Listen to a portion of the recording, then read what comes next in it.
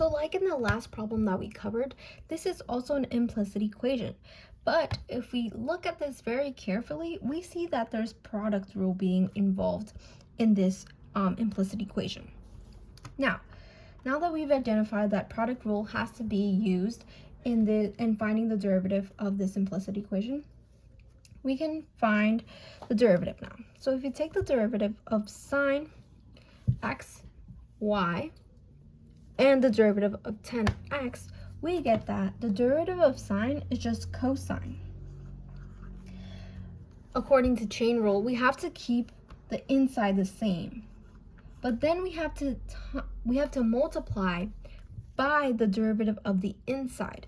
Now, the derivative of the inside is using product rule because there's two variables being multiplied together. So if we multiply the derivative of the first, which is just 1, times the second variable left alone, we get y. And then we have to add and leave the first term alone, but then take the derivative of the second term now. So the derivative of the second term would just be 1. Or in this case, we can just write dy over dx. The derivative of 10x is just 10.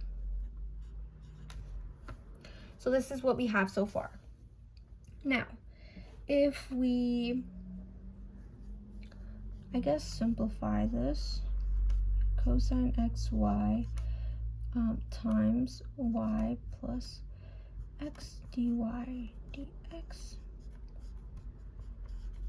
Okay, so now that we've simplified everything, we can see that we can divide cosine x times y to this side. So since these are multiplied together, we can just divide all of this by cosine xy, divide this by cosine xy, and we're left with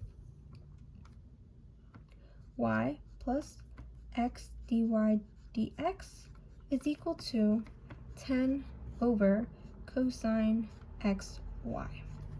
Now if we notice, we can just subtract the y, and then we're just left with x dy dx. But if you notice, we can actually simplify, or we can change the 10 over cosine xy to something else. If we recall, 1 over cosine is the same as secant, as well as cosine is equal to 1 over secant. So in this case, we have 10 over cosine. This is our first part right here. So we're going to change this to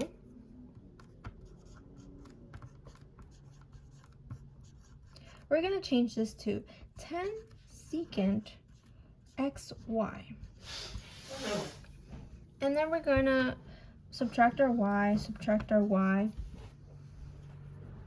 and we're left with x dy dx is equal to 10 secant xy minus y.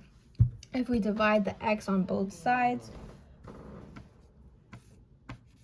we're just left with, we can cancel out the x's now, and we're just left with dy over dx is equal to 10 secant xy minus y over x. So that is how to find dy over dx for this problem. Okay, now we're going to cover horizontal and vertical tangent lines. So a horizontal tangent line exists when the slope is 0. As we know, a horizontal tangent line has a slope of 0. So in other words, dy over dx is equal to 0.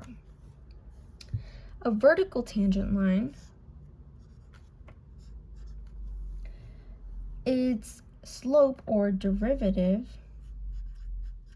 is undefined. So in the next problems, we'll be covering how to find our horizontal tangent lines and our vertical tangent lines. So for this problem, we want to find all the horizontal tangent lines of this graph. We can't see the graph, but we're going to find all the horizontal tangent lines by taking the derivative of this implicit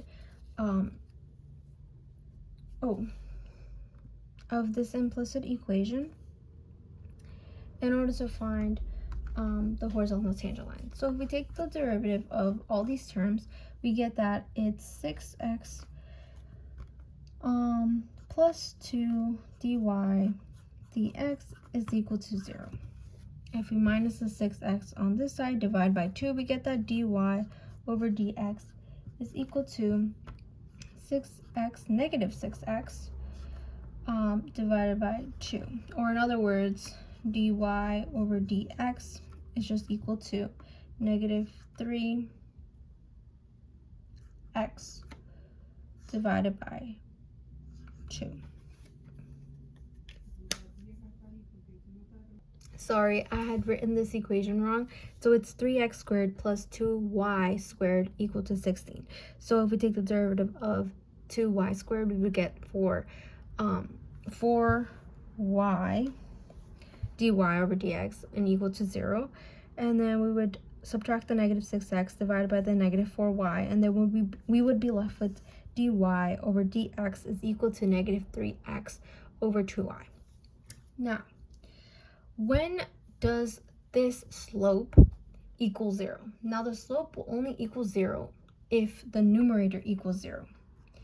If the denominator equals 0, then our slope will be undefined. So that's not where horizontal tangents occur. So we have to figure out when negative 3x is equal to 0. So this is the numerator. If we find this, we get that x is just 0. But this is not where the horizontal tangent line occurs, because a horizontal tangent line is when y equals something. What's that line? We don't know what that line is. It might occur at x equals 0, but what is that horizontal tangent line? We have to find what y equals. So to find what y equals, we just have to plug in what we got. So if x equals 0, then if we just plug it into the equation, we get that 3 times 0 squared plus 2y squared equals 16. We get 0 plus 2y squared equals 16. Divide by 2, divide by 2. We get that y squared is equal to 8. And if we take the square root of both sides, we get that y is equal to plus or minus square root of 8.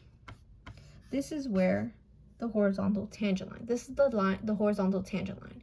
This might be where it occurs, but this is the horizontal tangent line as it says y equals. This is the line we are trying to find. Now we are trying to find all vertical tangent lines of this graph. We found that the derivative, or dy over dx, is equal to negative 3x over 2y. Now, to find the horizontal tangent lines, we figured out that the numerator has to equal 0 in order for a horizontal tangent line to occur. Now, in this case, the denominator has to equal undefined in order for this whole slope or derivative to not exist. And that's where vertical tangent lines happen. So if we take 2y equal to 0, we get that y is equal to 0. But this is not our vertical tangent line. This is just where it might occur, because our vertical tangent line is a line where x equals something.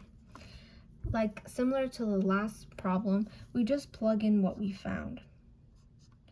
So we do 0 squared equals 16. We get 3x squared equals 16. Divide by 3, divide by 3, we get that x squared is equal to 16 over 3. So that would just be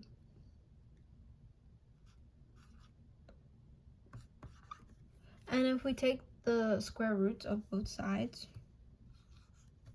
we get x is equal to plus or minus 16 over 3.